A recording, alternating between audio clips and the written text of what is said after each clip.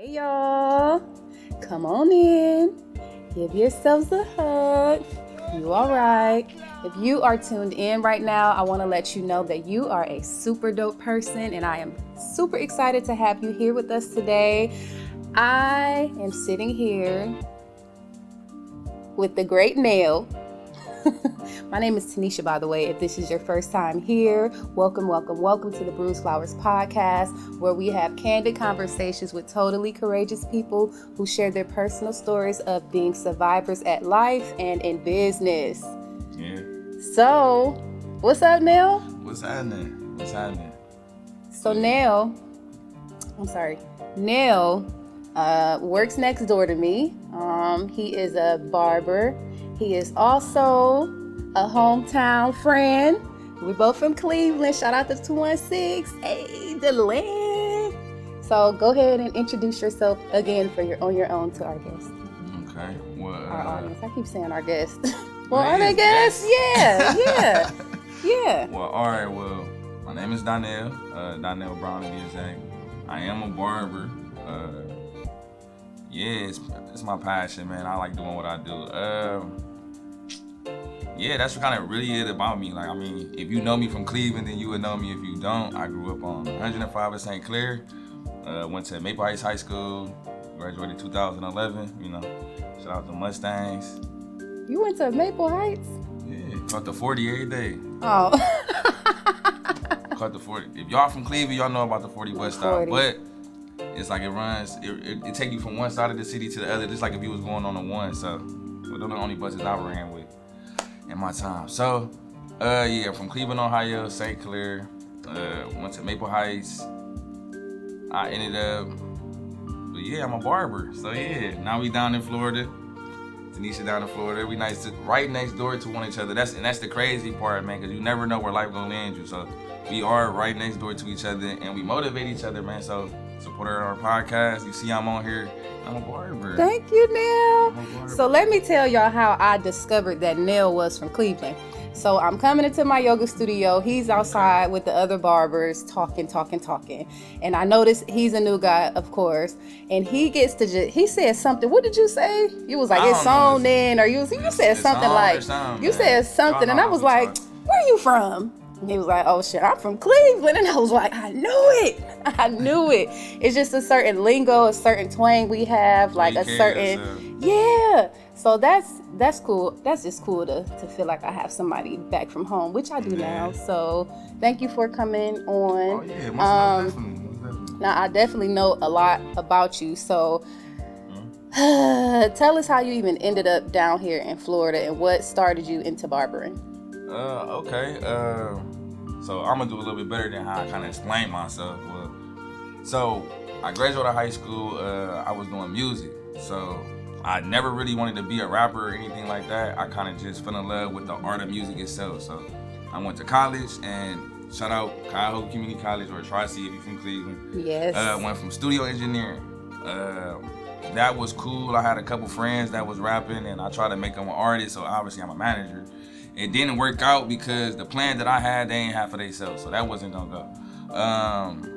I kind of told myself before I turned 26 that I was gonna have to find something else, because I never liked working for somebody else. Like, that was like the worst thing I can think of when I was just anytime I was working, just waking up being like, oh, I gotta be here at this time. I can't leave until this time. So I always cut hair, so that's kind of like how like, y'all know, if I stay on St. Clair but I go to Maple, that's like a little distance in Cleveland. So me saying I caught the 40, I wasn't staying with neither one of my parents, so I had to make ways for me to get money to go to school. So I cut hair. So by the time I turned 26, so I did music for this time being. If y'all knew me, I was in Chipotle. You know what I'm saying? I was slanging burritos. Real nigga. I love Chipotle. Real person though. So what happened was, one year my daughter's mom had surgery on her knees. So I was a closing manager at the time. I told him, I'm like, look, I just need to go to the mornings for this small time being, just so I can have my daughter. Told me no. Told me like, nah, boy, like. They told you no? Told me no. Like, it wasn't even like, he was like, I can look out for you. The nigga said no. I'm Yeah, my bad. Excuse my language, man. The man It's said cool. no. It's marked as explicit. The man said no. The man said no. And what that did for me, it was like one of them situations where it was like, all right, now I'm gonna get my daughter regardless. So what I'm gonna do is either I'm going to cut my hours in half and probably, fall off from this job or lose this job anyway from not being able to beat her, from trying to get my daughter outside of school. Or if I'm just gonna say forget it anyway and just go do it myself, because obviously my daughter mom can't watch my daughter. She gonna be bedridden. I don't want her to have to rely on anybody else because I'm right here. So I chose not to go back to work, which was crazy because this is how God works. So the next day I woke up, I got a phone call about a Barber application I put in 2 years prior. And I was like, I applied for y'all. They was like, yeah, but we starting this new, shout out to Barberia. We starting this new wave basically about everybody that come in, they doing financial aid instead of you paying out your pocket. So I was like, ooh, and I ain't gotta pay right now. I'm like, oh yeah, sign me up. And I firmly believe in writing things down.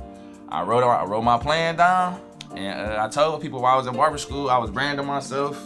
Told them like, by the time I get out this time next year, after we get out of school, I'm going to literally be traveling. I'm gonna be motivating. I'm gonna be doing something way more than what I'm doing right now. And I ain't gonna say y'all gonna be doing something. They made us make these vision boards, man. That was the first time, not the first time I made a vision board, but the first time like a school had us do vision boards. So that was like a good thing, but they don't know what impact that really had on me, because I used to really look at this vision board like constantly, and what I wrote down, and y'all, I'm not in Cleveland no more, man. That's all I'm gonna say. Not in Cleveland. And that's how I became a barber. Oh, how I got down here. So it was on your vision. Right. In my vision, y'all, I got down here because I wrote it. I ain't right Florida, but it's crazy because a young lady I was talking to, everybody got relationships. She was getting stationed down here. I'm one of them people that believe in sponsorship, so I was trying to get with Andy's. I was trying to get with Andy's at the moment to be an ambassador. So Andy's is a clipper company. If you're a barber or if you know anything about any type of cutting, it's Andy's and Walls. Those are the main two clipper companies. So you can get with either one of them if you do like any educational purposes, like you give any type of information out. Probably if you a good influencer or something like that. But I wanted to be an ambassador, so I was applying for them. Their headquarters are down here in Jacksonville, so what that means. I'm going to take the advantage of getting down here and getting close to them. And yeah, that was a reason for me. And then it was like, got a little shorty, can't come down here without no peace. So Andy's is here. The Clipper, the headquarters. So like. Wow. So you have any affiliation with them yet? Oh yeah. I've been already. Just keep watching. Yes, I do. Yes, Nell. Yes. Look, see, you gotta put yourself in the environment. Man. Oh yeah, put yourself in the environment. Take yourself outside your environment, what you accustomed to, cause you ain't gonna grow, man. You'll be surprised when you go somewhere else how people would tell you their perception of how you is back home, and you'll be like, that ain't nothing how we is, or you got a little bit. That's a little bit. Mm-hmm. They don't be that far off. The internet don't lie that much. Well, you're dope, Nell. I'm glad you made it down here. Oh yeah, with your vision. That was scary. Yeah. Why was it so scary? If you had your girlfriend and you already knew this great opportunity was coming, like, why was it fearful for you? Anytime you're doing something new, it's always sacrifices and discipline that you gotta obtain. So it's the fearful part is not like me doing it. I'm fearful of time. I don't like spending a lot of time on something, but I know that like with time it's gonna get better. It's like I'm one of the microwave people. Speaking of microwave people, you are bothering me. Please sit up straight. Thank you. She do yoga, so y'all know she don't care my posture. You slouched over, man. So I mean, you're a comfortable person, so it's like, she gonna correct my posture. I will every time. And how is your back bothering you because you stand up all day barbering? Yeah. How does your body feel like after cutting heads all day? Cutting heads all day. See, this the trick. So I try not to cut all day. And I know this might sound crazy, like to other barbers, gonna be like, man, what? I need like 16 people. I need like 10. I'm not about to sit there and cut like 16 people. That's like, you gotta think, you got a 30 minutes to an hour for each person. I try to manage myself to like 8 to 10 people, if that, like if that. And it's not that I want to charge more or anything like that. It's just because like how much do you really need to live?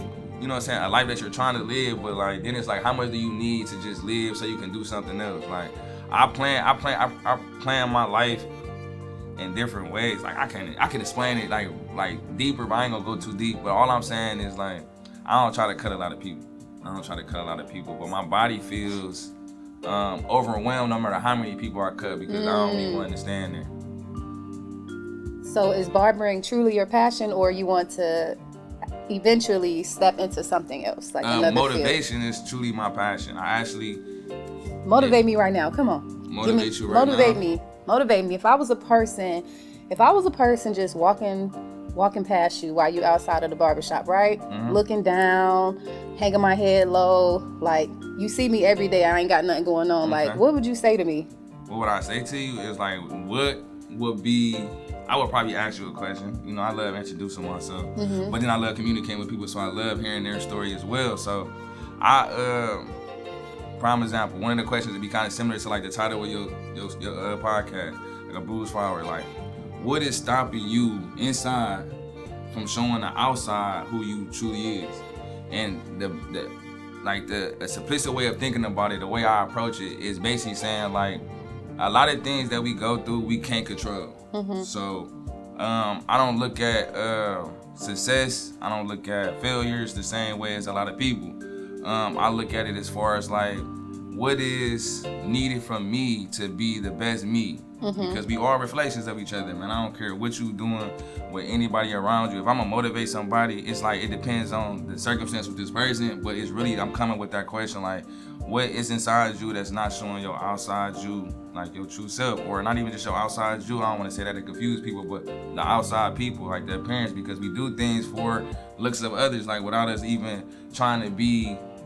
Instead of us holding ourselves accountable for that, man, we all do that. And it's like, once we understand that, then we have to, then we'll understand. Once we understand that, then we'll understand like what we can do to reshape ourselves to be better, because you will see the pride inside of it. So how can a person actually discover what's inside of them that's holding them back? Because some people just don't know. Aloneness. Solitude. Solitude. That alone is not even a word, but solitude. So I grew up like 13, to y'all little secret. So this is how prideful a man is. Like, and I love my father to death. So my father, he couldn't take care of me when I was like 12, 13. So he started trying to send me to go live with friends. But them friends and family members, they can't take care of me either.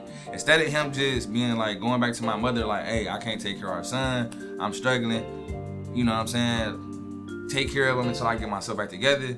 He let me be out here. So I grew up a lot by myself without a mother and a father. Like, and by me saying that, I'm saying that like, we have to be able to look at ourselves and humble ourselves in all situations to even prevail, whether it's in a relationship, business, or just inner self itself.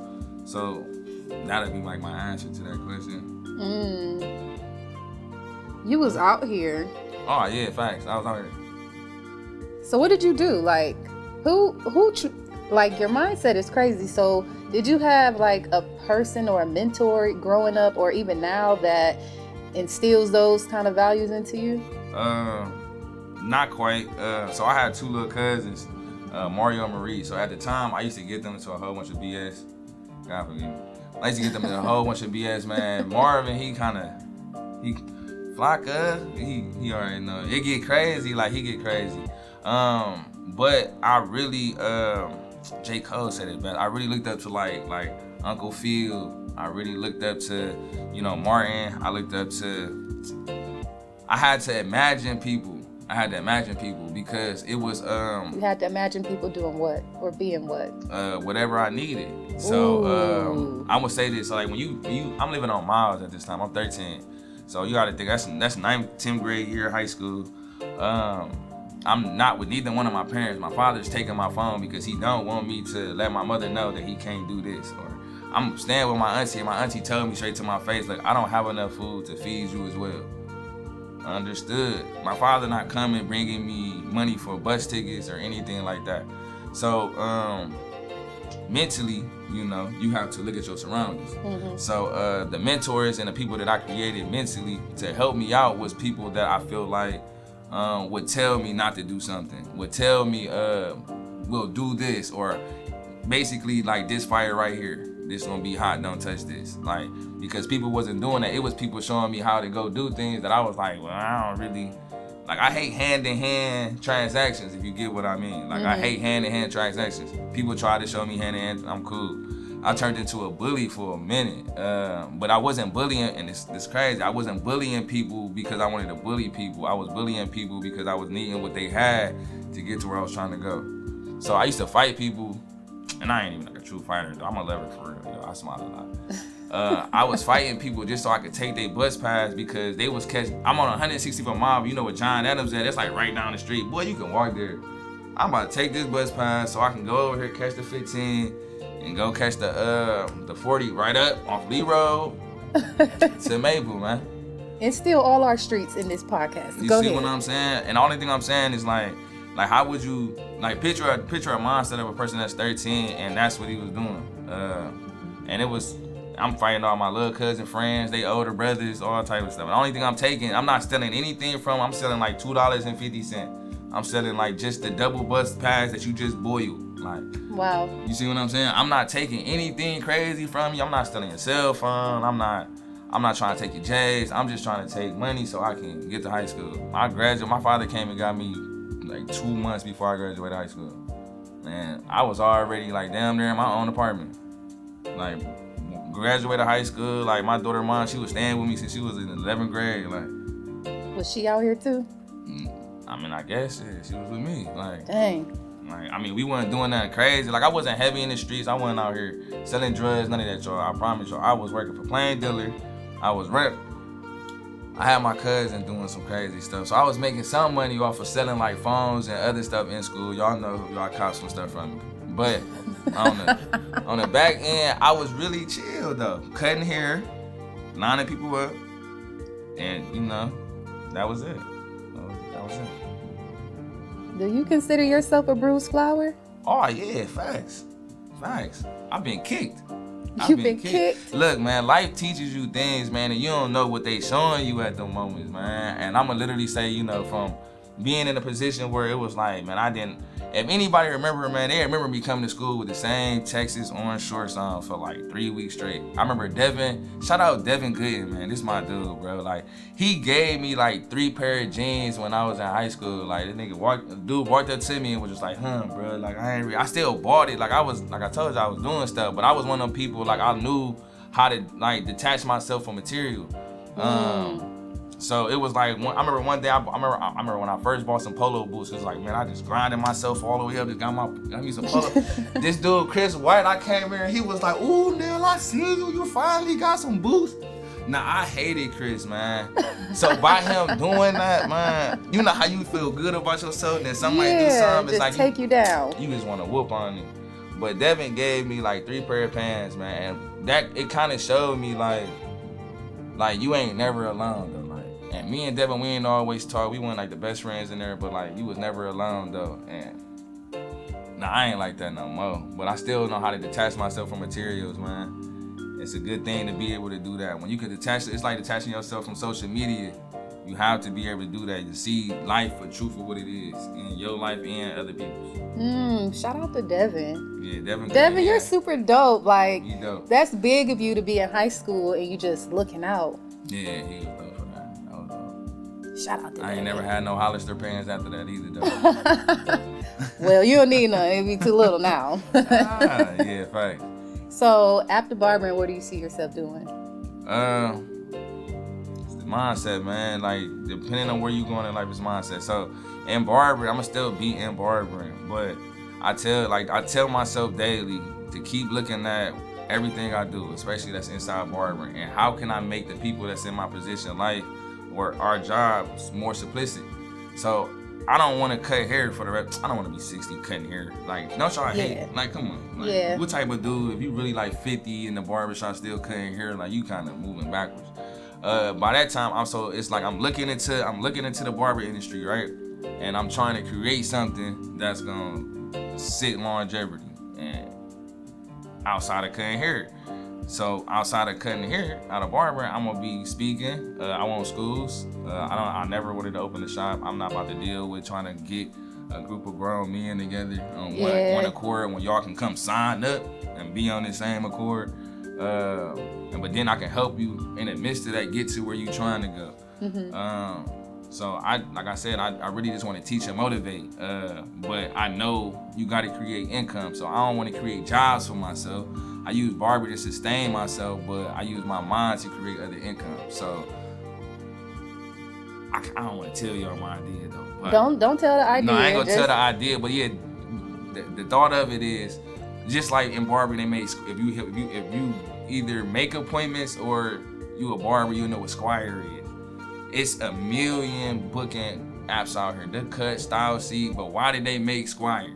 Mm-hmm. You see what I'm saying? It's how many different laptops you heard of. Like there's nothing new under the sun. So I'm not looking to create something that no one ever seen before. I'm trying to create something that I could just call my own. Like, that makes my job simple. Let me ask you a question. Okay, gotta answer. Do you play chess? I do. Play chess a lot. When did you start? I started playing chess at around like 14. Cause I'm just getting into chess now. So everybody I meet, I want to know: do you play chess? Chess. So you've been playing chess for a long time. For a long time. Teach me something. What's the most important piece on the board? It's two different ways. So that's what I'm trying to do. Now you can say the queen, right? You're all gonna say the queen, right? Because she can go everywhere. She can move wherever she want to move. That's me. Right. You ain't gotta confirm it. That's me. Butterflies, right? But then you got the king, right? Very conservative. He only moving one space at a time. You gotta protect him. The game never ends unless the king is dead. Like, I don't care. Once you figure that out, but then understand that every other piece, the pawns, I ain't gonna tell you how many you get, go play some chess. But you get one of them down there to the end, you can make that whatever you want. Like, so basically I play chess, and the best I could just tell you is the most important piece would be the king, but the most useful piece would probably be the pawn. But I say a lot of people would say the queen, which I get, and I only say the queen because it can move a lot of different areas. It can straight, forward, back, side, diagonal, and it's as long as it wants to, as long as you got some space. So how do you apply chess to life? It's your conscience, man. Like, you have to be strategic when you move, and like, pick a piece, cause one piece resonates with everyone in here, like, or everybody that's watching this. One piece gonna resonate to you. But the one thing I want to know for sure is, like, I want you to know for sure that you either gonna be the king or the queen. And we can both play both sides, because I'm gonna just say this as a man, like, I can move like how I want to, just like a queen would move, but I don't want to put myself in a position that can jeopardize me. But then just as a king itself, I want to know that I need to make small steps. Don't rush into things, but then also use things to guard myself. Boundaries is a very powerful, positive thing for us. Boundaries is a very positive thing for us. And when I say that, I'm saying though, like, you have to be able to go back to taking yourself out the world, like, because you'll get so lost. Like in chess, you'll get so lost in just moving quick, because something might look good, and that's the trap. It's like, that's the trap. Ooh, like, now so, we talking.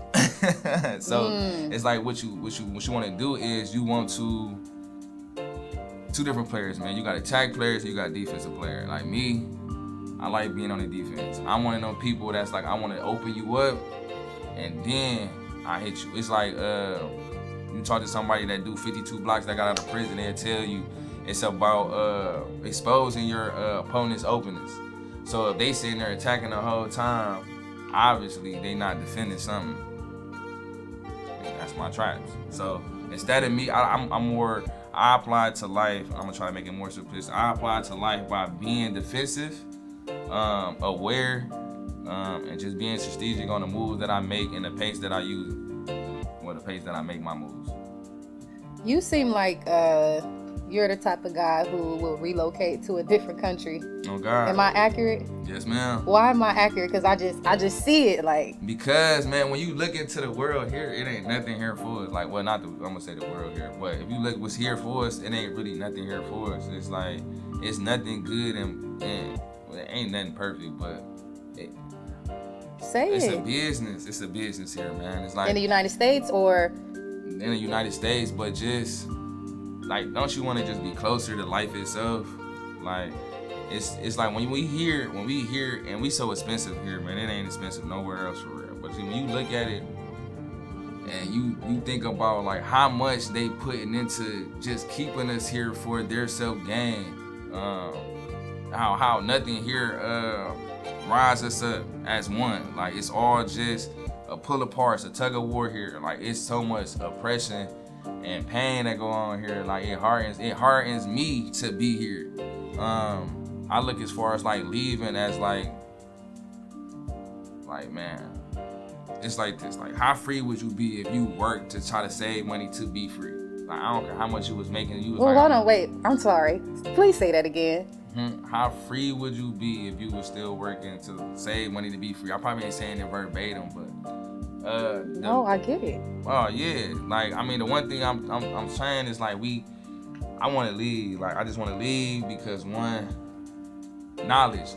The food we get ain't giving us the right knowledge. That's a whole different conversation. The atmosphere they put in front of us, no matter if it's from the phone, if it's from the communities, if it's from the chemtrails. Yeah, like how can you pull up to a state you never been to, and you can tell what side has poverty and what side doesn't. Like, that Mandela Effect is real in a lot of ways, but Elaborate on the Mandela Effect for those who don't know what it is. Come on, man. This and that. Like, it's like this and that. Y'all ever played the game? It's like a new game they was doing on IG where it was like the little Mandela Effect come up. You can see if you remember the little joint what it was. Like, it'd be like pops like the cereal, and it was like, oh, it didn't have an S, but it did have an S. Yeah. All right. So it's basically me saying, like, I'm gonna try to make it like this. Like, if I can reshape like a past thought or reshape like the future of thinking it's like this, then we'll believe it's like this and no more like this. So it'd be like how somebody say like slavery wasn't real, but if I told y'all, I put y'all through school and just told y'all slavery's real, put in your face, then no matter what y'all see it as slavery. Yes. Like, there you go. It's just like it's just what you believe and what I'm telling you to believe that you're choosing to believe. Like, it's a little bit more deeper than that, but I'm trying to make it just implicit so like anybody that doesn't know can just get an understanding of why we can see something and it look familiar to us. Google it and pick up a book.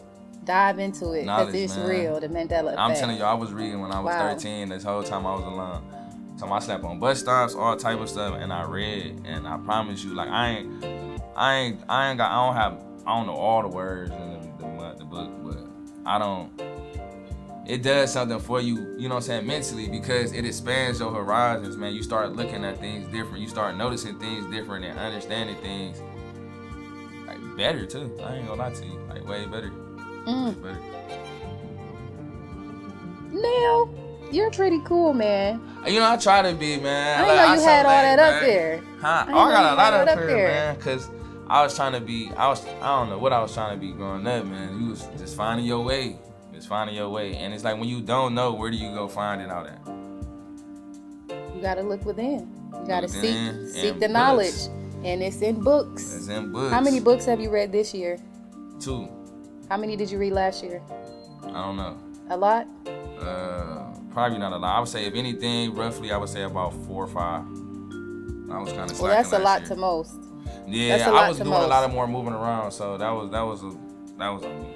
I ain't really sit still to read. What's the last book you read? The last book I read was, well, that don't count. It was a freedom course in church, so that book don't necessarily count. It's a book.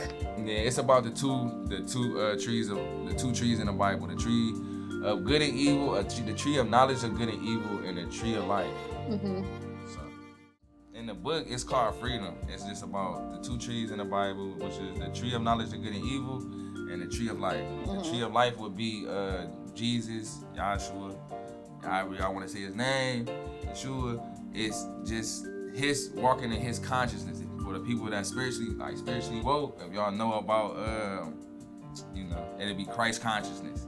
The tree of knowledge of good and evil is basically just what's your choice. The one thing that we all have is a choice, and what feel good and what's dumb. How do you feel right now? Me? Like just talking about your story and wow. How are you feeling right now in this moment? Alive. I feel like these testimonies, like no matter what we go through, I don't think I went through anything hard. I don't really think my life was hard. Like I feel like my life was fun. Like I tell people, like when I was homeless and I used to sleep on the bus stops, I used to like looking at the stars because you barely see stars in Cleveland. Yes. Like you barely see. So when you really get to see stars on summer days though, like hot days, it wasn't cold outside. So don't think like I'm sitting here sleeping in the winter. Like nah, It was summer. Like I'm in the back of this pickup truck on miles. I ain't gonna tell y'all who house either, but just know, them boys when they was out, they was out. But I feel grateful because I learned a lot, I grew a lot. It's just like where would I be if I didn't go through the things I did? Like and how strong how strong am I like to actually be able to go through the things I went through? Because at a young age, people used to be looking at me crazy, like I would have been depressed and it's messed up. And I had psychiatrists, I had counselors. Not all of them worked. But I did take things and it grew with me. It stuck with me like through life. And as I grow to this day, even right now, like I still find time to go speak to somebody voluntarily. Because it's always good to just have somebody that don't know nothing about you, like hear about you. And a lot of people, they don't give you any feedback, so it's non-judgmental. That's the best part about it. Has anybody that you met randomly impacted you like so much that you'll never forget them? With just anything that they said or a kind of like what's the word? I'm always pulling for words, but has anybody ever like just touched your soul? Yes. I met a homeless chick down here. She walked up to me and she asked me a question and she said, what are you doing? What are you doing right now that's making you different or something like that? And I want to say it was just like that. It was like, what are you doing? What are you doing that's going to make you different, or what are you doing that makes you different? She ain't asked me for no money or nothing like that, and it wasn't even like she was just like a weird homeless chick or anything like that. So I was actually having a conversation with her. But when she asked me that, it made me think like, what am I doing that's making me different? Because it's really nothing under the sun. So it's not like what makes me different to myself, or I was just pondering on this question, and it probably because I was probably smoking. Don't smoke. But all our struggles.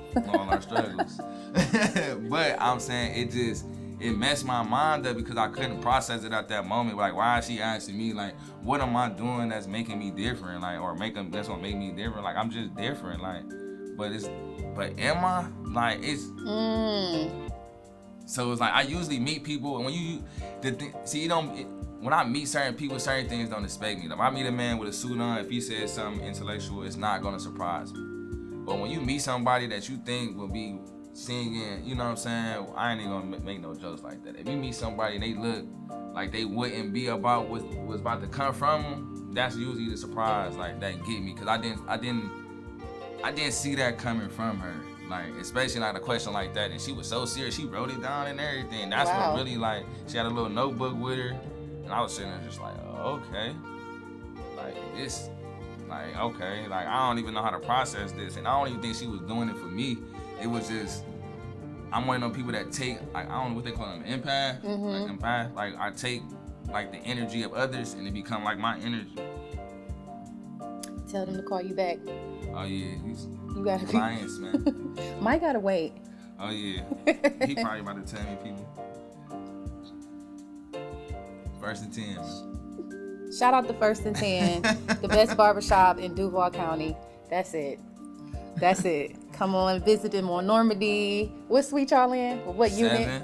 Sweet. Well, Unit 7, because it's a big place. But shout out to First and 10. Well, this was very enlightening. And, wow, I'm going to take that question that lady. You see what I'm saying? Like, what makes you different? Like, what it's makes like, you different? that's chess, what you too. doing that's going to make you different? Like, never underestimate your opponent. And everything can be transported, like a pawn. Like, everything, once you get to the back of the board, yeah, you can turn into anything that you want. The pawns, once you get it to the end, you can switch it out. That's dope. So I got a friend, right? Him and his girlfriend be beefing. I told that nigga, I said, bruh. I told bruh. So my bad, I be saying the N-word a lot. But I told him, I said, bruh, look, in the end, I gotta stop him. In the end, bruh, like, you the only one that matter. And I was trying to do it in a way to tell him, like, bruh, stop calling my phone, telling me, like, bruh, my girl, bruh, I miss her, bruh. And I be like, bruh, like, it's understandable. I was like, what you need to do is, like, just think about it like this, bruh, like, she can be replaced. Cause you can't be replaced. The game over if you done. Like, it's just a way to build the man up. And I had to say the man up. Yeah, because the lady's gonna dog you. So They gonna she dog can be me replaced. for this. They gonna I'm about to dog you you right now. But truthfully, if you look at the game, I'm not lying. I ain't telling them in life. I said, bruh, but you know, like, you can, you know, they need to hear this though, like, because them abandonment issues that people go through is real, man. So for sure it is. Chess, man. Play chess. Play chess. Play chess. So leave us with something positive outside of playing chess, because that's what I would advise anybody to do too. Play chess, but leave our audience with something that can stick with them. All right, I'm gonna give y'all something that I know y'all done heard, man. Whatever you want to do, I promise you, whatever you want to do, write it down. Write it down. Write it down. In its most simplest form, just make yourself a step-by-step guide of how would you get it done. Just write it down, and then, you know, find me, and just tell me how it went for you, and watch what's gonna happen. Well, leave them with your social media if you like. Where's disabled right now? So if you come back, it's Nell.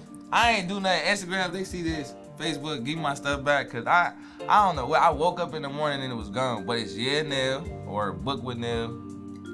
Don't really be on Book with Nell, but it's Nell, and that's it. It's just YeaHnell, and that's on Twitter, Facebook, Instagram, TikTok, Pinterest, all the social media. Social media, Google, like, find me, and that's a social media too. All right, well, we're gonna wrap this up. So y'all go find Nell on all those social media platforms. If they give me my stuff back. If they give it back to him, or leave us a review and let Nell know how you like this interview. We don't have anything to sell you, but if you could share this podcast out with anybody that could, that could benefit them, or if it resonates with them, please do. We appreciate it. Leave us 5 stars. Tune into the Bruce Flowers podcast every Tuesday, 6 p.m. for a weekly episode, and we will catch you guys back next week. Bye. It's on with you. Ghetto. Am I ghetto? No, that's not ghetto. That's from Cleveland. That's It's on. Cleveland. It's on with you.